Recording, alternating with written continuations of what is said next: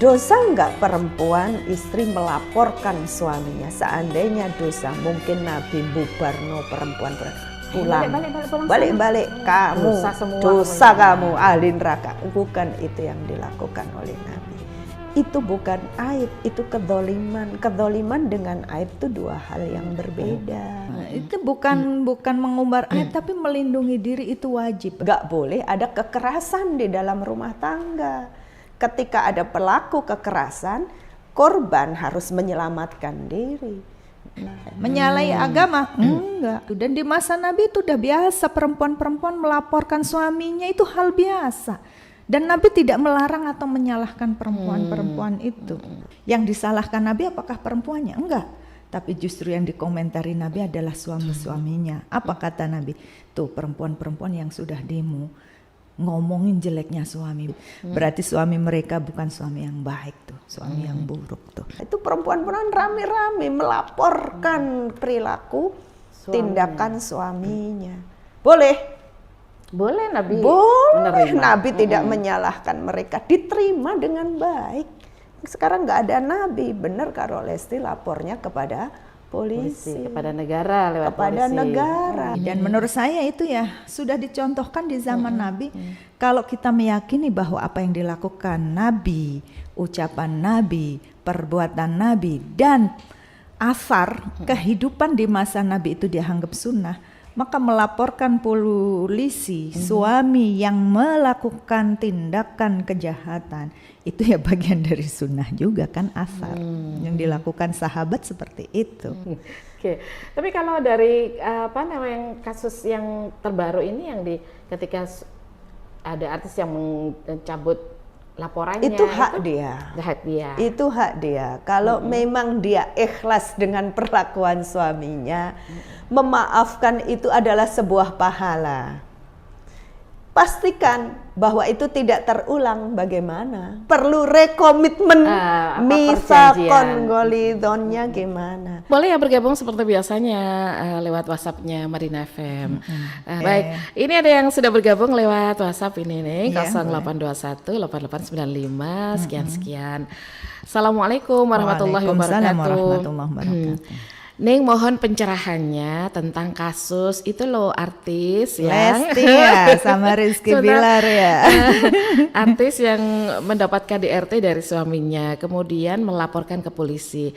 Itu kontroversi, ada yang bilang itu namanya mengumbar aib keluarga, tapi banyak yang mendukung juga karena tidak boleh ada kekerasan dalam rumah tangga. Mohon pencerahannya Ning. Ini. Begini.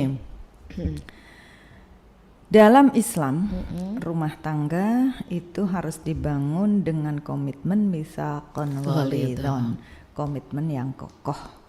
Apa tujuannya dalam berumah tangga adalah sakinah, mawaddah, warahmah. Sakinah itu ketenangan, kedamaian, kebahagiaan lahir dan batin karena ada cinta, kasih dan sayang. Faktanya tidak semua keluarga menemukan sakinahnya, kebahagiaannya. Kenapa?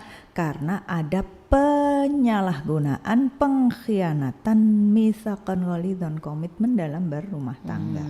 Sebelumnya beberapa kali saya melihat Lesti sama suaminya Bilar itu kan sudah punya komitmen, nggak boleh ada perselingkuhan, nggak boleh ada pengkhianatan dalam rumah tangga.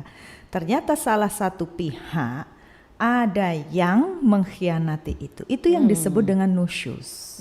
Jadi yang nusyus yang laki-laki. Ternyata yang nusyus yang laki-laki yang mengkhianati perjanjian rumah tangga. Kalau sudah terjadi gitu, saya melihat kemarin, Allahu a'lam ya, saya hanya melihat di itu. Semula saya itu nggak dengar Mbak, begitu ngaji KGI kok disebut-sebut nama Lesti, jadi penasaran saya cari ada apa itu. Akhirnya saya lihat-lihat ternyata apa yang dilakukan Lesti kan sudah konfirmasi sesuai dengan An-Nisa 128, ini mra'atun khafat min ba'liha nusyuzan. Apa? Kalau sudah seorang perempuan itu khawatir suaminya akan melakukan nusyus, apalagi ini kan ada indikasi, ya harus islah. Islah itu gimana? Berusaha memperbaiki, konfirmasi, diskusi dan seterusnya. Ya, mungkin di situ pada saat membangun islah komunikasinya ada masalah, muncullah kemarahan, kekerasan dalam rumah tangga. Artinya islahnya gagal, malah ada korban lebih besar daripada itu. Kalau sudah demikian islah nggak bisa dilakukan, dia dalam kasus Al-Quran, di dalam Al-Quran ya, kalau yang nusyus itu adalah laki-laki, maka perempuan punya hak memperbaiki, minta rekomitmen ulang misalnya, atau menghadirkan orang ketiga sebagai hakaman min ahlihi wa hakaman min ahliha. Lah dalam hal ini karena sudah tindak pidana yang dilakukan oleh suaminya, ya wajar hakaman min ahlihi itu kepada polisi. Dan itu bukan mengumbar aib rumah tangga. Kalau dipukuli dianggap aib, apalagi yang memukuli kan makin aib itu kan. Ya, itu bukan mengumbar aib, tapi melindungi diri itu wajib bagi seorang perempuan. Bukan hanya perempuan, siapapun orang yang muslim, la darar wala dirar. Nggak boleh ada salah satu pihak yang berbahagia di atas penderitaan orang lain, membahayakan diri sendiri untuk kebahagiaan orang lain juga tidak boleh. Karena dalam hal ini kasusnya udah tindak pidana dan mengancam nyawa loh. Saya lihat sampai dicekik itu kan sudah mengancam nyawa, nggak ada lagi untuk melindungi diri kecuali pihak yang memang punya tugas tanggung jawab di sana, dan itu polisi. Udah benar kalau menurut saya. Menyalahi agama? Enggak. Ya memang harus begitu. Dan di masa Nabi itu udah biasa perempuan-perempuan melaporkan suaminya, itu hal biasa. Dan Nabi tidak melarang atau menyalahkan perempuan-perempuan itu. Bahkan pernah ya ada perempuan-perempuan yang demo ke rumah Nabi, ya kan? Semua nyeritain suaminya begini, yang pernah mukul, pokoknya buruknya suami. Yang disalahkan Nabi apakah perempuannya? Enggak. Tapi justru yang dikomentari Nabi adalah suami-suaminya. Apa kata Nabi? Tuh perempuan-perempuan yang sudah demo ngomongin jeleknya suami. Berarti suami mereka bukan suami yang baik tuh, suami yang buruk tuh. Zaman dulu belum ada polisi, jadi laporannya ya kepada Rasulullah. Nabi. Dan menurut saya itu ya sudah dicontohkan di zaman Nabi. Kalau kita meyakini bahwa apa yang dilakukan Nabi, ucapan Nabi, perbuatan Nabi, dan asar kehidupan di masa Nabi itu dianggap sunnah, maka melaporkan polisi suami yang melakukan tindakan kejahatan itu ya bagian dari sunnah juga kan, asar yang dilakukan sahabat seperti itu.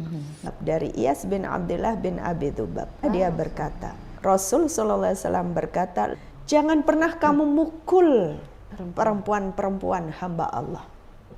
Nih kasus Lesti nih. Lagi-lagi Umar protes kepada Rasul. Lah kalau perempuan gak boleh dipukul, lah perempuan-perempuan itu lah kurang ajar nang bojone.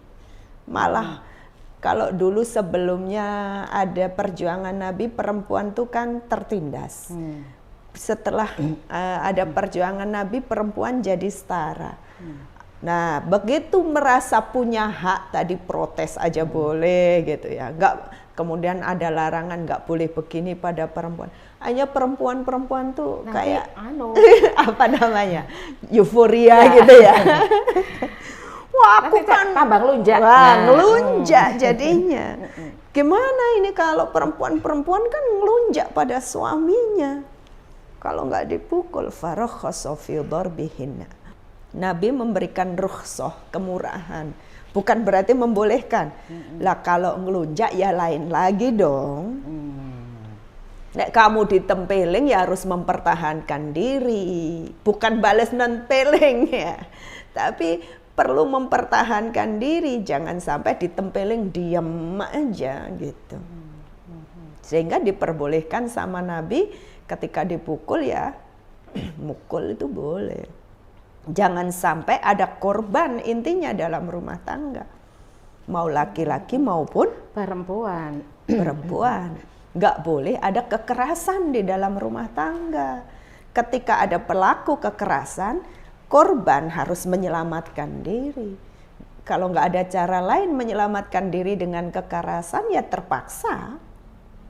Itu rukhsah namanya. Rukhsah itu keterpaksaan dalam kondisi yang memang tidak mungkin bisa dilakukan menyelamatkan diri kecuali dengan memukul misalnya.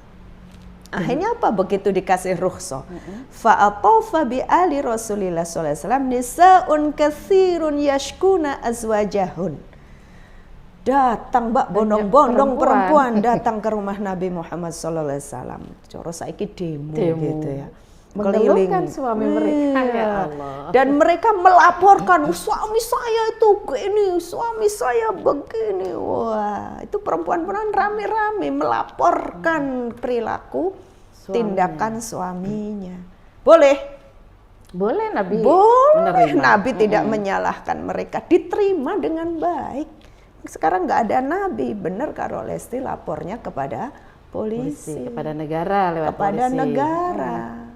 Ya, komentar Nabi cuma dikit. Laqad tafa bi ali Muhammadin nisa'un katsirun yashkuna azwajahun laisa ulaika bi khiyarikum.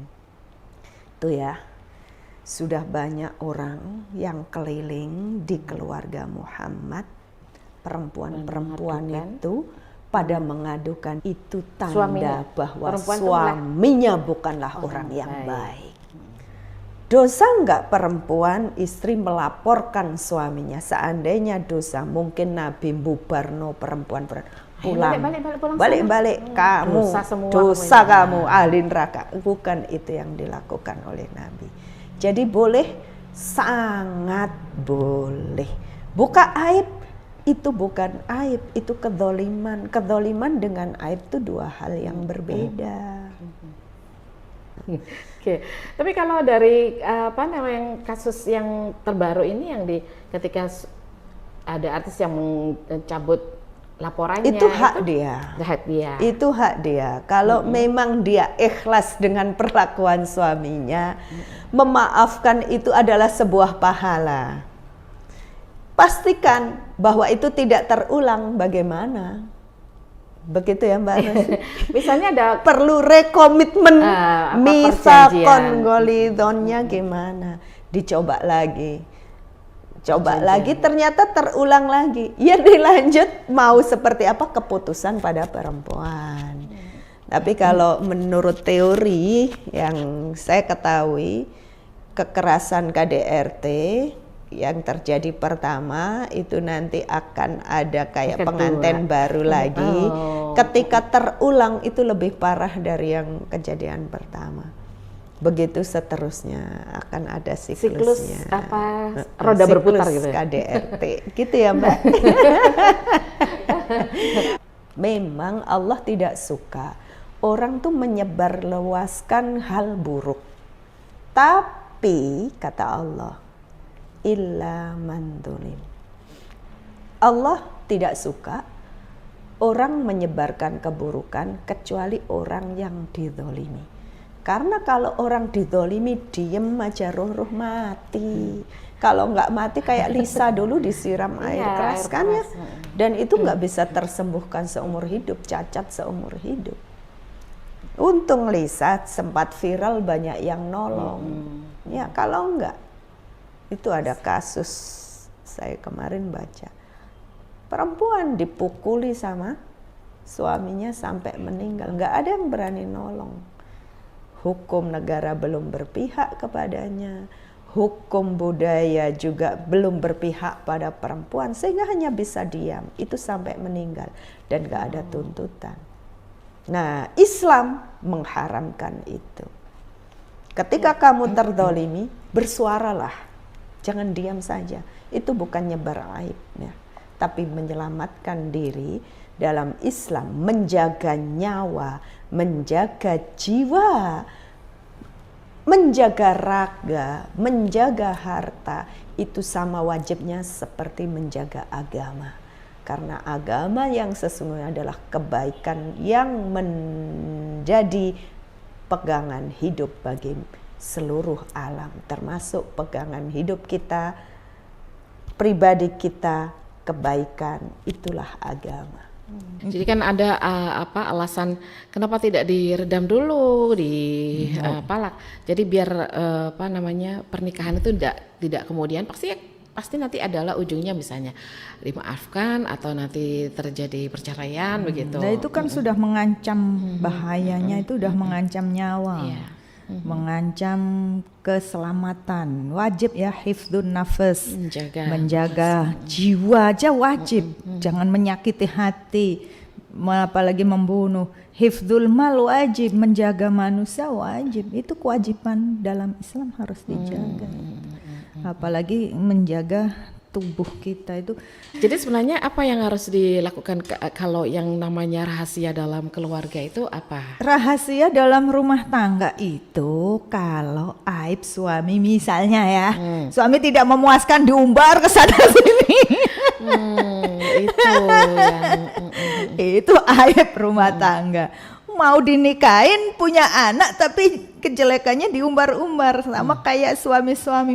Bojoku itu goblok tapi ngapain kamu jadikan istrimu gitu, itu kan ya, ngumbar aib gitu loh. Menggoblok-goblokkan istri padahal ya kamu aja tidur sudah punya anak. Lah makanya itu namanya ngumbar aib. Maka gak ada kan manusia sempurna Mbak Ani. Jadi terimalah istri suamimu itu dengan segala kelebihan dan kekurangannya, paket komplit. Tidak ada orang sempurna baik terus atau sebaliknya jelek. Gimana terus, kalau gitu? Kalau masih mau bertahan jadi suami istri, saling memperbaiki. Terimalah kekurangannya, terima juga kelebihannya. Terimalah kekurangannya sebagaimana kamu menerima kelebihannya. Lah kalau pingin diperbaiki ya pelan-pelan, jangan kasar-kasar. Kenapa? Orang tuh punya hati, sentuhlah hatinya. Kalau kesentuh hatinya, akalnya akan mudah kita kendalikan, dia akan berubah seperti yang kita inginkan. Percaya nggak? Cinta bisa merubah segalanya. Iya, biasanya bukan hati yang disentuh, tapi apa gitu yang kemudian bisa ini pemaksaan dan sebagainya. Tapi kalau hati yang disentuh dulu akan ada. Tapi kalau dengan keras, dengan kasar, kata Nabi, maka akan pecah, dan pecahnya itulah